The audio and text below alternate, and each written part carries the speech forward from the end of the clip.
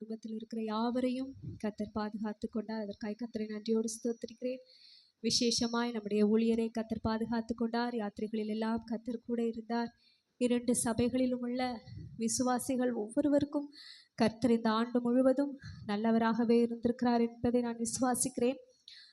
கடந்த ஆண்டின் வாக்குத்தத்தம், அவர் உன் இருதயத்தின் வேண்டுதல்களை உனக்கு அருள் செய்வார் என்ற வாக்குத்தத்தத்தின் படியாகவே கர்த்தர் ஒவ்வொருவருடைய வாழ்க்கையிலும் அவரவருடைய வேண்டுதல்களுக்கு கர்த்தர் பதில் தந்திருக்கிறார் என்பதை நான் விசுவாசிக்கிறேன்.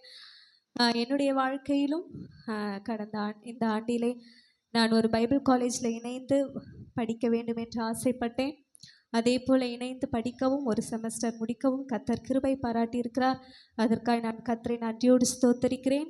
தொடர்ந்து அதை படித்து முடிக்கவும் தேவன் கிருபை தருவாராக. ஊழியத்திலே தொடர்ந்து செயல்படவும், இன்னும் அநேகருக்கு பிரயோஜனமாக மாறவும், அநேக ஆத்துமாக்களை சம்பாதிக்கவும் கர்த்தர் அடிமைக்கு கிருபை தருவாராக.